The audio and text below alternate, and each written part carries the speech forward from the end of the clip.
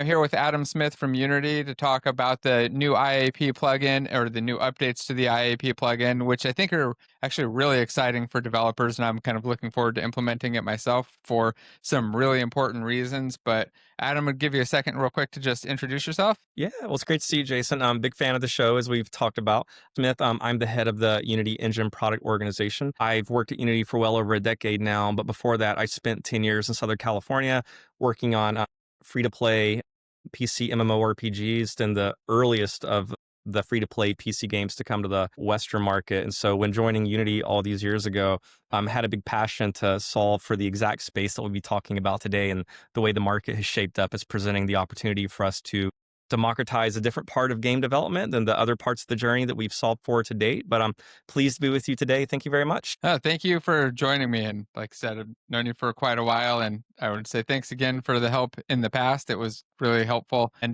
this thing, though, I think is going to impact pretty much every developer, at least anybody who's got a game that makes any kind of money, because you've got a new system here to allow developers to, I think, just save a ton of money on their purchases. You want to just give a quick overview of what it is, or maybe first, why people should even care? Like, what's the most exciting part here? Right. Well, I guess I'll just kind of tie it to my own personal story. As I was mentioning there in the introduction, having spent almost a decade in the free to play PC world before coming to Unity, one of the things as we were adopting Unity in the earliest of days, the Unity 1, 2 era, as we were beginning development at the studio that I previously worked at, we had to build all this backend tooling ourselves, not just for Unity, for our proprietary engine games, whatnot as well. And when you undergo that journey, you quickly realize that you are responsible. You have to become a technology company before you can become a game company in your production.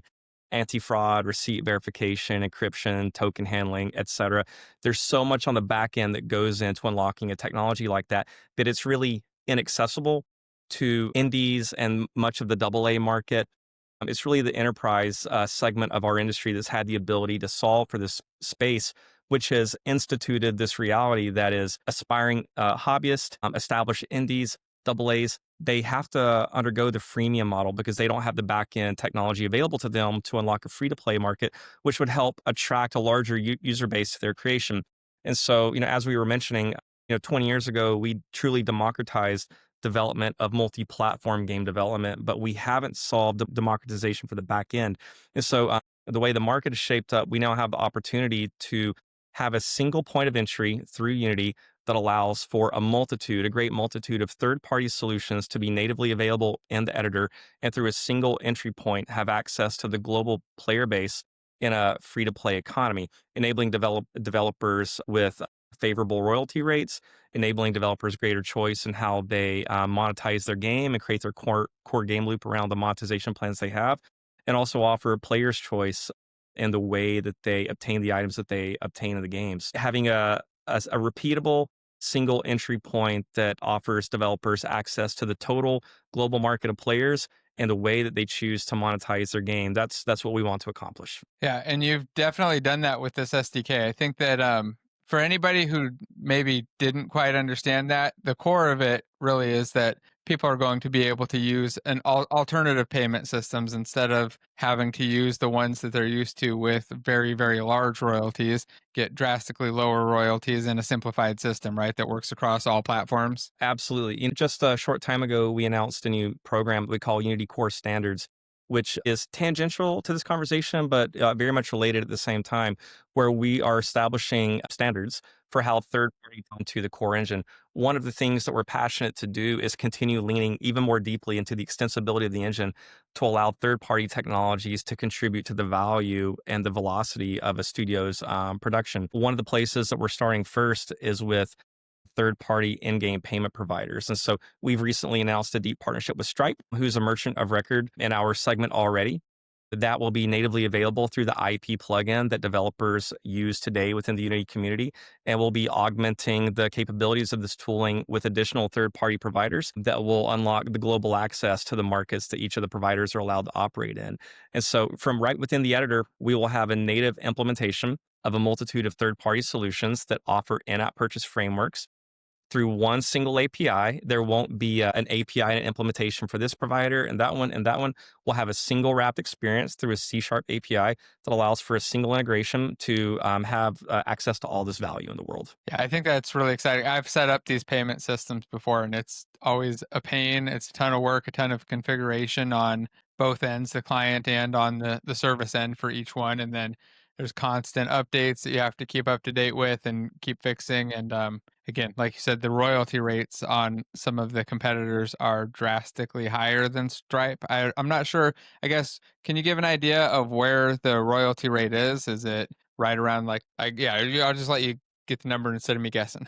Well, each provider will set their own rates, but what we want to make clear is that Unity will not be putting an additional royalty rate on top of what the provider has set for their particular product. So you'll have access to the product as it is through the Unity engine itself natively, but the rates that they have set will still apply. But the value here, one of the key values, is that Unity will not be putting on an additional percentage on top of that. That is the plan right now as we bring more into the fold. So, as people do their research about the rates that Stripe, a value partner like Stripe, and other providers will have in the future, those same rates are most likely to apply, but without Unity putting an additional burden on top. Yeah, that's going to be great. I know a lot of games really prefer to do things like you through Stripe and have people purchase through web or desktop apps so that they can get those lower rates. So, will this also just apply to mobile devices as well? So, Android and iOS, so you'll be able to go in and make the or allow people to make the purchases without the 30 or 15% cut and have it be whatever Stripe's cut is instead? Yeah, so we're starting with iOS and Android as a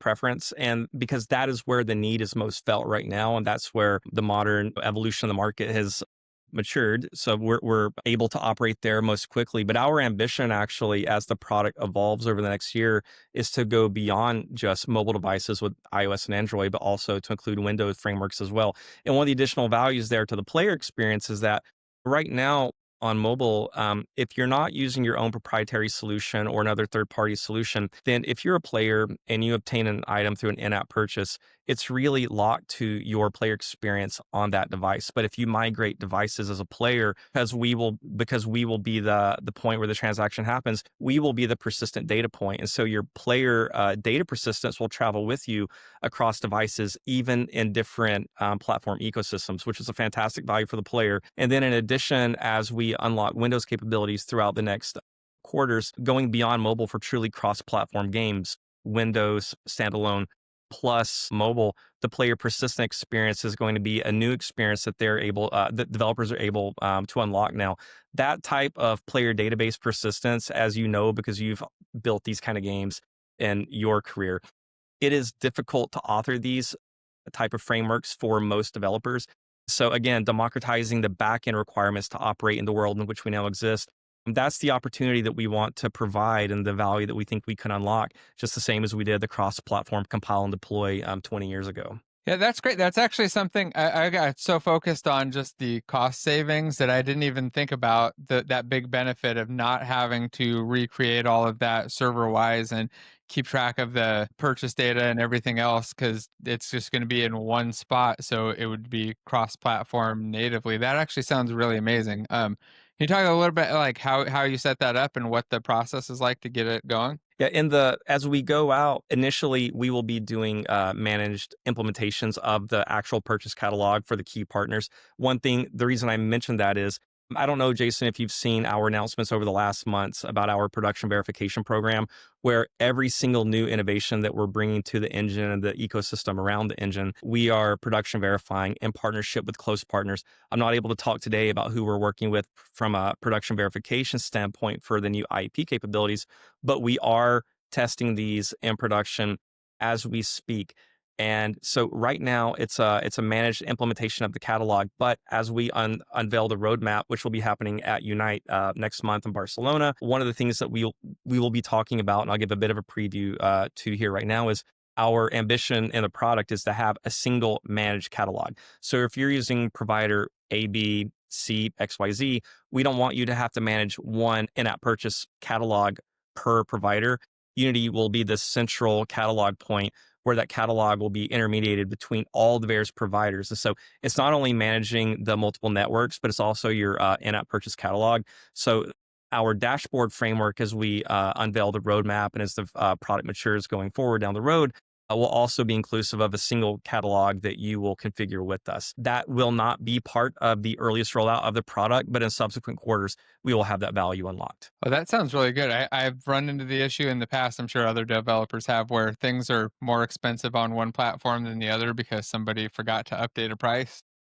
That's right. And then the other piece here is, there's some there are some countries and territories where local regulation necessitates that you work with particular providers in the region, and you may have to go negotiate with providers that you're not familiar with or you don't have the network with. As we unlock the full globalization of the product and have providers that operate in all of the key markets or in all markets in general, then again, through that single entry point, you're going to be able to slim down the amount of third party partners you have by having access to those valuable partners through this one entry point, through the actual Unity editor itself. Well, that sounds really great. Now, on the Unity editor side, I assume you'll be able to just run and test everything in editor as well. So you won't have to do a build or set up a fake version of purchasing through there. You'll be able to actually run it right there. Yeah, actually, this kind of gets to another point, just a tangential point that I'll come back around to that. Again, this is not a new product within Unity. This is the IAP package that developers already know today. So the existing capabilities that exist within the IAP framework will be there. So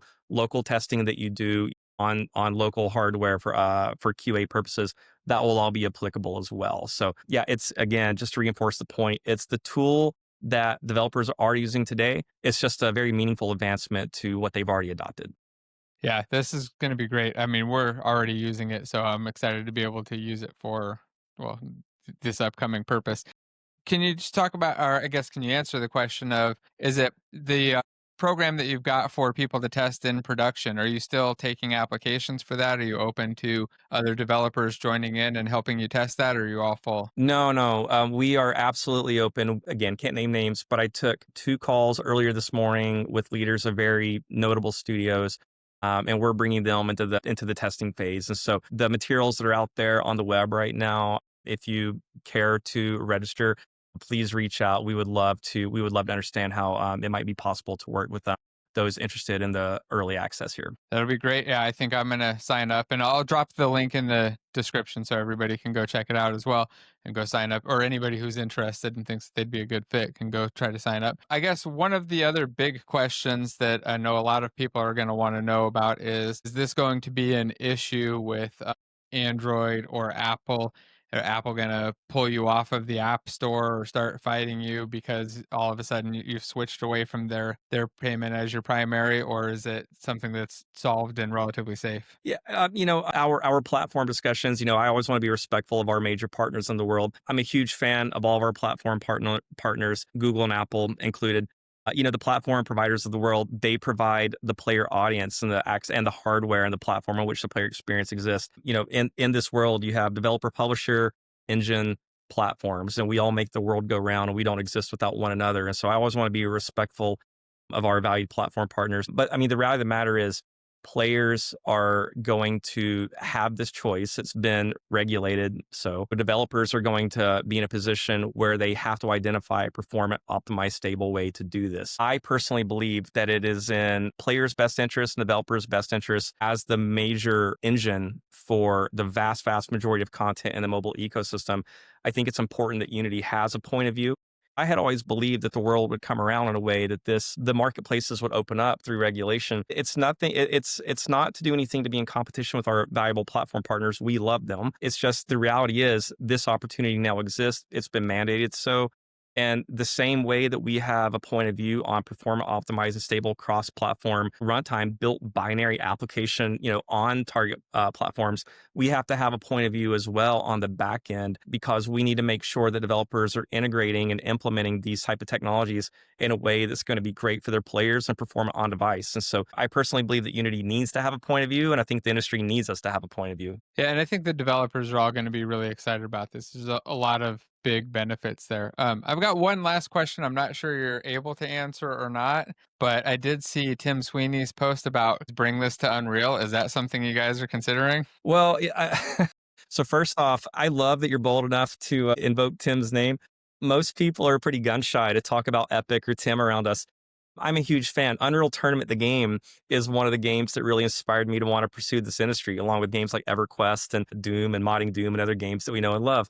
When he retweeted us in a very supportive way, I'm not gonna lie, myself and Matt and a few others, we had a pretty big smile about that, and so we were thankful for the recognition there. But I can't divulge anything more than what there may not be any there, and I can't allude to whether or not there is. But no, we were very grateful to Tim for that acknowledgement. Yeah, and for just all the 3D game development stuff he's done, and it's kind of leading the industry on a lot of stuff. So, yeah, Absolutely. okay, I figured as much, but I had to ask just in case. Well, I guess the only other thing, I guess one more question: is there anything else that you think that developers should really know about this, or be thinking about to get ready for trying out this plugin? And do you have a kind of a timeline for when this update's coming? I mean, obviously they should be using the IAP plugin already. I think a lot of them already are, but you got a timeline and just thoughts about what they should do in advance to just kind of be ready? Right. Yeah. So, first off, I would advise everybody tuning in to Unite from Barcelona next month. We're going to be unveiling so much of this. Spoiler: a really fantastic engineering leader at the company, Rambod Karmanizada. He's going to be on the keynote stage talking about these things, and then we'll unpack it more fully throughout Unite. But we are in December. We're going into an integration with close partners to do the finalization of the production verification, ensure that it works to our spec and that it works in live operations for our development partners, and that the player experience will be a great, seamless, frictionless one. And then when we get into Q1 and Q2 next year, we are going to get into the MVP rollout, and as we work towards the general audience, the general availability rollout in the first half of next year. But we're going to have developers on this fairly imminently, and so it's going to be a very real value for developers very, very soon. But the full roadmap will be more greatly unpacked at Unite, but it's a value that we intend to unlock very swiftly for developers because the need is there, and the opportunity is there to provide for that, solving that problem for developers very, very soon. Nice. It's coming up really quick. I guess you've made me think of one more question, somewhat unrelated, but on the topic of Unite, is there anything that's getting announced or talked more about that's already been at least loosely announced that you're really excited about? I'm kind of curious outside of the IAP, is there something else that's really got you kind of excited for next year in Unity that you're allowed to talk about? Yeah, I don't want to spoil too much as far as the keynote goes, but I guess I'll just take a minute. So we're like in full on tangential territory from the main topic, correct? Yeah. Yeah, yeah. The thing that I'm really excited about right now with Unity, every single month, multiple times a month for the last many months, you kind of wake up, you go to Steam, you check the charts, and there's some new game on top that you never heard of from a developer that you never expected, and we see this overnight success, which is remarkable, like Repo and Peak and Blueprints and Schedule One, and then the games that you would think about like Hollow Knight, Silk Song. We're really going to be celebrating. We're going to go very deep into celebrating our community's success at Unite. This Unite is completely anchored in our community's success. I mean, the reality of the world is it's difficult. It's tough sledding out there in the games industry right now. But the Unity community is succeeding in a very unique way right now from places that you wouldn't expect. And so the thing that I'm really excited about Unite is the anchor that we have on making it about our developer success first and foremost. And that will be present all throughout the way that we represent ourselves next month. And so we're just extremely grateful to the community, people like yourselves that contribute to it in an enormous way. But yeah, the thing that I'm most excited about are the types of games that you will see coming to platforms that are new and exciting. That you might not expect built on Unity. So I'm very excited about that. So we'll have a lot of interesting news to share on that front next month. Nice. I'm excited about that too. I just keep seeing all these great, like you mentioned, you listed off quite a few of them, really great games that are all built in Unity, and almost everything that I play and see come out is built in Unity still. So I'm really excited about that. Any favorite game before we wrap it up? Oh my gosh. We've had a metric ton of laughs in Peak of late. And then Hollow Knight, of course. I think we've lost a little bit of productivity at Unity just because of Hollow Knight itself. But yeah, Hollow Knight and Peak have been wildly entertaining in recent weeks for sure. So if you haven't played Peak, it's a collaborative effort between a very small team between AgroCrab and Landfall. Highly advise everyone go check it out. It is a hysterically good social friendly time. Yeah, I haven't played it myself. I've seen it and it looks like a lot of fun. So I'll actually have to grab that and give it a try. And then I'll link all the other games that you mentioned too, just so anybody who's curious can go check them out. Well, thanks again, Adam. Any final words before we wrap it up? just thanks to yourself and everybody that contributes to the community the way that you do. We're not here without you, and it really is a pleasure to be here with you, Jason. Like, as I've said to you previously, I'm a huge fan of what you do and the community that you've helped build, and the contribution that brings back to the Unity community. But I'm just very grateful for your time and having us on to talk about this, and thankful to all of you in the Unity community. And we cannot wait to see what you build next. So I'm sure everybody watching is a huge fan of Unity and the stuff that you're doing. So, as am I, obviously. I got Unity stuff everywhere. Thanks again. And yeah, if anybody has questions, just drop them in the comments and I'll bug Adam and see if we can do a follow up if there's enough of them. All right. Would love to. All right. Thanks again, Adam. Thank you.